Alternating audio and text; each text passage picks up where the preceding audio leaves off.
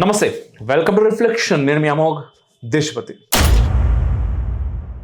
ఈ వీడియో మీకు నచ్చితే లైక్ చేయండి, షేర్ చేయండి, కామెంట్ల రూపంలో మీ అభిప్రాయాన్ని తప్పకుండా తెలియజేయండి. ఎట్ ద సేమ్ టైం మన ఛానల్ని సబ్స్క్రైబ్ చేసుకోవడం మర్చిపోవద్దు.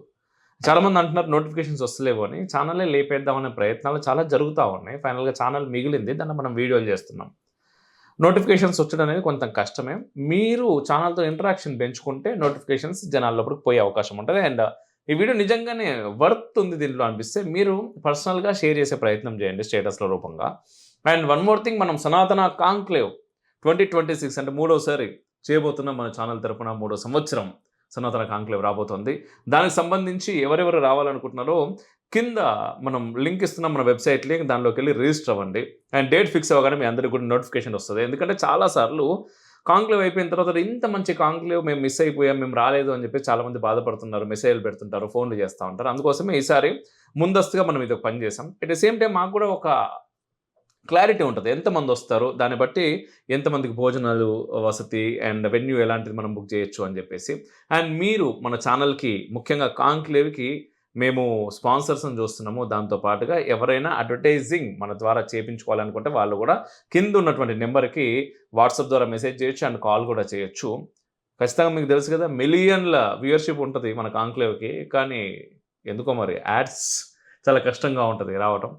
సో ఎవరైనా ఉంటే రావచ్చు. తెలంగాణ రాజకీయ ముఖ చిత్రం చాలా వేగంగా మారిపోతూ ఉన్నది. మొన్నటిదాకా త్రిముఖ పోటీ అనుకున్న రాష్ట్రంలో ఇప్పుడు ఒక నిజంగా చెప్పాలంటే చాలా సైలెన్స్ వినిపిస్తూ ఉన్నదేనే చెప్పొచ్చు కొంతమంది లోపల.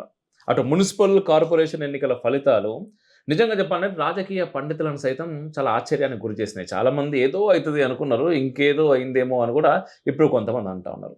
కాంగ్రెస్ తన ఆధిపత్యాన్ని చాటుకుంటూనే బీఆర్ఎస్ ప్రతిపక్ష హోదాను కాపాడుకునే ప్రయత్నం చేస్తా ఉన్నది. దానికి కేటీఆర్ ప్రెస్ మీట్ పెట్టిండు, ప్రధాన ప్రతిపక్షం మేమే అని చెప్పిండు. అండ్ అక్కడ బీజేపీ కేంద్రంలో ఉన్నది, ఇక్కడ కాంగ్రెస్ ఉన్నది, ఉన్నప్పటికీ మమ్మల్ని ఎవరు ఏం చేయలేకపోయారు అని చెప్పేసి మాట్లాడుతున్నాడు. కానీ అసలు కథ ఇక్కడ లేదు. ఇక్కడ ఒక ఇంపార్టెంట్ విషయం ఉన్నది. చాప కింద నీరు లెక్క రాష్ట్రమంతటా విస్తరిస్తూ ప్రభుత్వ నిర్ణయాలను సైతం శాసించే స్థాయికి ఎదుగుతున్న మజ్లిస్ ఏఐఎంఐఎం అసలు వ్యూహం ఏంటిది? 8 మంది ఎంపీలు, 8 మంది ఎమ్మెల్యేలు ఉన్నా కూడా బీజేపీ ఎందుకు తన అనుకున్నంత స్థాయిలో విజయాలు తీసుకురాలేకపోయింది? 40 నియోజకవర్గాల్లో జయాపజయాలను నిర్ణయించే ముస్లిం ఓటు బ్యాంకు లెక్కలేంటి? అంకెలతో సహా ఒకసారి మనం తెలుసుకునే ప్రయత్నం చేద్దాం. మజ్లిస్ అంటే హైదరాబాద్ పాత బస్తీకే పరిమితం అన్న అంచనాలు ఇప్పుడు పాతవైపోయినాయి. భైంస గత 2 దశాబ్దాలుగా మజ్లిస్ ఇక్కడ అజేయంగా నిలుస్తూ ఉన్నది. తాజా ఎన్నికల్లోనూ చైర్మన్ పదవిని కైవసం చేసుకుని తన పట్టు నిరూపించుకుంది. యాక్చువల్గా దీనికంటే ముందు, ఎలక్షన్స్ కంటే ముందు చాలా వివాదాలు జరిగినాయి భైంసాలో. ఏంటి, అక్కడ ఉండేటటువంటి పెద్ద పెద్ద నాయకులందరూ కూడా మజ్లిస్తో కలిసి వాళ్ళకి మేయర్ పదవిని ఇవ్వడానికి కార్యకర్తలకు సీట్లు ఇస్తలేరు అని చెప్పేసి చాలామంది మాట్లాడారు. మనం కూడా ఒక వీడియో చేసిన తర్వాత అక్కడ ఉన్నటువంటి నాయకులు వచ్చేసి ప్రెస్ మీట్లు పెట్టిండ్రు, కొంతమందికి సీట్లు ఇచ్చినవి అన్నారు, ఏదేదో జరిగింది. అండ్ రెండో విషయం, ఇక్కడ జిల్లాల్లో విస్తరణ. నిజామాబాదు, కరీంనగర్, నల్గొండ వంటి చోట్ల కూడా ఎంఐఎం మెరుగైన ఫలితాలు సాధించింది. బోధన్ గురించి స్పెషల్గా చెప్పాలి. రాష్ట్రంలోనే అత్యధికంగా బోధన్ మున్సిపాలిటీలో 24 స్థానాల్లో మజ్లిస్ అభ్యర్థులు పోటీ చేశారు. ఇక స్థానిక సంస్థల విషయానికి వస్తే నిజామాబాద్ కార్పొరేషన్లో 21, నిర్మల్లో 19, ఆదిలాబాద్లో 19, భైంసాలో 18, మహబూబ్ నగర్లో 16, కరీంనగర్లో 15, తాండూరులో 15 స్థానాల్లో పోటీ చేస్తూ జిల్లాల్లోని ముస్లిం ఓటర్లను కన్సాలిడేట్ చేసే ప్రయత్నం చేసింది. దాంట్లో సఫలం కూడా అయిందని చెప్పొచ్చు ఈ రిజల్ట్ ద్వారా. ఒక ఎమ్మెల్యే తన సొంత గ్రామంలో సర్పంచ్ పదవిని కూడా వదులుకోలేనంత పక్కాగా ప్లాన్ చేస్తూ ఉన్నారు వీళ్ళు. కార్వాన్ ఎమ్మెల్యే కౌసర్ మొహియుద్దీన్ మెదక్ జిల్లా బస్వాపురం గ్రామంలో తన భార్యను సర్పంచ్ అభ్యర్థిగా దించి ఏకగ్రీవం చేసుకున్నాడంటే మీరు అర్థం చేసుకోవచ్చు ఏఐఎంఐఎం మజ్లిస్ రాజకీయ ఆకలి ఏ విధంగా ఉన్నది, వాళ్ళ పావులు ఎట్లా గదుపుతున్నారు. ఒకసారి మనం ఓట్ల గణాంకాల విషయానికి వద్దాం. 70 లక్షల ఓటు బ్యాంకు, 40 నియోజకవర్గాలు. తెలంగాణలో జనాభా గణాంకాల్లో వస్తున్న మార్పులే మజ్లిస్ బలానికి మూలం.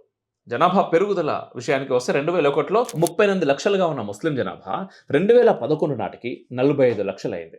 ఇప్పుడు అది 70 లక్షల దాకా నాకు తెలిసి దాటే ఉంటుందని ఒక అంచనా. ఎందుకంటే ఇంకా సెన్సస్ అవ్వలేదు, అయిన తర్వాత ఆశ్చర్యపోయేటటువంటి రిజల్ట్ వస్తుంది అక్కడ. రాష్ట్రంలోని ప్రతి నియోజకవర్గంలో 10 నుంచి 20% ముస్లిం ఓటర్లు ఉన్నారు. పాత బస్తీ వెలుపల 7 స్థానాల్లో 50 నుంచి 80% ఓట్లుంటే మరో 13 నియోజకవర్గాల్లో 20%, 21 చోట్ల 15 నుంచి 25% ఓట్లున్నాయి. మరో 28 స్థానాల్లో 10-15% ఓట్లున్నాయి. అంటే దాదాపుగా 40 అసెంబ్లీ స్థానాల్లో ముస్లిం ఓటర్లే కింగ్ మేకర్స్. గతంలో బీఆర్ఎస్ ఈ ఓట్లతోనే గెలిచింది. 2018లో ముస్లిం ఓట్లు ఎక్కువగా ఉన్న 28 సీట్లలో సంగారెడ్డి మినహా మిగతా 17 సీట్లను బీఆర్ఎస్ గెలుచుకున్నది. ఇప్పుడు కూడా అదే మ్యాజిక్ కాంగ్రెస్తో కలిసి మజ్లిస్ చేస్తూ ఉన్నది. ఇదంతా వింటుంటే మీకు ఏమనిపిస్తుంది? మన మజ్లిస్ ఓవైసీ బ్రదర్స్ మాట్లాడుతున్నటువంటి మాటలు నిజమే అనిపిస్తున్నాయి కదా. మీకు ముఖ్యమంత్రి ఎవరైనా కావచ్చు, రావు కావచ్చు, రెడ్డి కావచ్చు, లేకపోతే ఇంకెవరైనా కావచ్చు, ఖచ్చితంగా మా దగ్గరికి రావాల్సిందే, మా దగ్గరికి అంటే మా కాళ్ళ దగ్గరికి రావాల్సిందే అన్నట్టుగా మాట్లాడిండు. ఏ కాన్ఫిడెన్స్ తోటి మాట్లాడిండు? రిజల్ట్ చూసిన తర్వాత మీకు అర్థమవుతున్నట్టున్నది. అర్థం కావాలి. ఇప్పటికి కూడా అర్థం కాకపోతే ఏం చేస్తాం మనం? జూబ్లీస్ ఉప ఎన్నికల్లో కాంగ్రెస్ విజయం కూడా దీనికి ఒక పర్ఫెక్ట్ ఎగ్జాంపుల్. ఇంకో విషయం చెప్పాలి, ఇక్కడ గ్రేటర్ విస్తరణ. నిజంగా తెలంగాణ ప్రభుత్వం రీసెంట్గా తీసుకున్న జిహెచ్ఎంసీ విస్తరణ నిర్ణయం రాజకీయ ప్రకంపనలు సృష్టిస్తుంది. 20 మున్సిపాలిటీలు, 7 కార్పొరేషన్లు కలిపి జిహెచ్ఎంసీని 2000 చదరపు కిలోమీటర్లకు పెంచారు. ఇప్పుడు ఓటర్ల సంఖ్య విషయానికి వస్తే గతంలో 68 లక్షల ఓటర్లు ఉంటే ఇప్పుడు జనాభా 1,29,00,000 చేరింది. 300 వార్డులు, 3 మేయర్ పదవులు. జిహెచ్ఎంసీని 3 కార్పొరేషన్గా విభజించడం వల్ల 3 మేయర్ పదవులు అందుబాటులోకి రానున్నాయి. గతంలో 44 సీట్లు గెలిచిన మజ్లిస్ ఈ విస్తరణతో మరియు పెరిగిన పట్టణ జనాభాతో ఈ 3 మేయర్ పీఠాల్లో కీలకంగా మారబోతున్నది. మజ్లిస్ కోసమే ఈ విస్తరణ జరిగిందన్న విమర్శలు కూడా ఉన్నా కాంగ్రెస్ ప్రభుత్వం మాత్రం ముందుకు పోతా ఉన్నది. ఈ ఎలక్షన్స్ రిజల్ట్స్ విషయానికి వస్తే బీజేపీ సంగతి మనం తీసుకుంటే బీజేపీ గెలుచుకున్నటువంటి సీట్లు నిజంగానే తెలంగాణలో అద్భుతం అని చెప్పొచ్చా? ఖచ్చితంగా మీరు కామెంట్ల రూపంలో మీరు కూడా చెప్పండి. ఈ రాజకీయ యుద్ధంలో ఇది ఒక అతిపెద్ద ప్రశ్న. ఏంటిదంటే బీజేపీ అసలు తెలంగాణలో ఎక్కడ ఉన్నది? మా ఆంధ్ర గురించి మళ్ళీ మాట్లాడుకుందాం. మజ్లిస్ ముస్లిం ఓటు బ్యాంకును కన్సాలిడేట్ చేస్తున్నంత పక్కాగా బీజేపీ హిందూ ఓట్ బ్యాంకును ఏకం చేయలేకపోతున్నది. ఇది వాస్తవం. 2036 నాటికి తెలంగాణలో 57% జనాభా పట్టణాల్లోనే ఉండబోతున్నది. ముస్లిం వలస ఓటర్లు పట్టణాల్లో కేంద్రీకృతం అవుతుంటే బీజేపీ వారిని నియంత్రించే వ్యూహాలను రచించలేకపోతుంది. బలం ఉన్నా కూడా ప్రాబల్యం లేదు. 8 మంది ఎంపీలు, 8 మంది ఎమ్మెల్యేలు ఉన్నా ప్రభుత్వ నిర్ణయాలను ప్రభావితం చేసే శక్తిగా బీజేపీ ఎదగలేకపోతా ఉన్నది. చార్మినార్ చిహ్నం విషయంలో కూడా మజ్లిస్ తన మాట నెగ్గించుకున్నది. కానీ బీజేపీ మాత్రం కేవలం వ్యతిరేకతకు మాత్రమే పరిమితమైంది. ఇది ఖచ్చితంగా ఇప్పుడు లేచి చూడాల్సినటువంటి సమయం. తెలంగాణ రాజకీయం ఇప్పుడు సంకీర్ణ దశలోకి ప్రవేశించింది. ఒకవైపు మజ్లిస్ తన వ్యూహాలతో గ్రామీణ స్థాయి నుండి గ్రేటర్ వరకు పాగా వేస్తున్నది. ప్రభుత్వ నిర్ణయాలను సైతం, అంటే ప్రభుత్వంలో ఏ పార్టీ ఉన్న సంబంధం లేకుండా తమకు అనుకూలంగా మార్చుకుంటుంది. కానీ ప్రతిపక్షంలో ఉన్న బీజేపీ కేవలం ఓటు శాతం పెంచుకోవడంపైనే దృష్టి పెట్టింది తప్ప గెలుపు గుర్రాలుగా మారడంపై దృష్టి పెట్టలేకపోతున్నది. ఈరోజు ప్రెస్ మీట్లలో కూడా ఒకప్పటితో పోలిస్తే ఇప్పటి మా ఓటు బ్యాంక్ పెరిగింది అని చెప్తున్నారు. ఓటు బ్యాంకు పెరగటం ఓకే, కానీ గెలవాలి కదా. గెలవడానికి ఎవరు నిలబడుతున్నారు? సెకండ్ గ్రేడ్ లీడర్షిప్ అనేటటువంటిది బీజేపీలో చాలా అరుదుగా కనిపిస్తూ ఉంటుంది. కార్యకర్తలని లీడర్లుగా తీసుకురావడం చాలా కష్టమవుతుంది. ఇక్కడ ఎంతసేపు ఆ పార్టీ నుంచి ఈ పార్టీ నుంచి నాయకులు వచ్చి బీజేపీ కండువా కప్పుకొని బీజేపీ ద్వారా నిలబడాలి తప్ప బీజేపీలో ఉండేటటువంటి గ్రౌండ్ లెవెల్లో కొన్ని సంవత్సరాల నుంచి తమ జీవితాలను ధారపోసి పనిచేస్తున్నటువంటి కార్యకర్తలని లీడర్లుగా చేసి ఆ లీడర్లను నిలబెడదాం, వాళ్ళని గెలిపిద్దాం అనేటటువంటి ఆలోచన ఎందుకు చేయడం లేదు? పరిషత్ ఎన్నికలు మరియు గ్రేటర్ యుద్ధం అతి త్వరలో వస్తున్నది. హిందుత్వ శక్తులకు ఆలంబన దొరకాలన్నా, ప్రజలకు మేలు జరగాలన్నా బీజేపీ ఖచ్చితంగా తన వ్యూహాలను మార్చుకోవాలి. లేదంటే తెలంగాణ గడ్డ మీద మజ్లిస్ బల ప్రదర్శన మరింత పెరగడం ఖచ్చితంగా ఖాయం. అంకెల వెనుక ఉన్న ఈ నిజాన్ని మనం గమనించాలి, ఆలోచించాలి. ఎంతమంది కార్యకర్తలు ఏడుస్తూ ఉన్నారు, బాధపడతా ఉన్నారు. బట్ నాయకులు కొంతమంది మేమిద్దరం కలిసిపోతాం అంటారు, లేకపోతే కొంతమంది మేము ముగ్గురం కలిసి మొత్తం ప్రభుత్వాన్ని వణికిస్తాము అంటారు. కాదు, మీరు ముగ్గురు కలవడం కాదు కావాల్సింది. ఇక్కడ నాయకులందరూ కలవాలి, కార్యకర్తలతో కలిసి ఉండాలి, గ్రౌండ్లో ఏం జరుగుతుందో తెలుసుకునే ప్రయత్నం చేయాలి.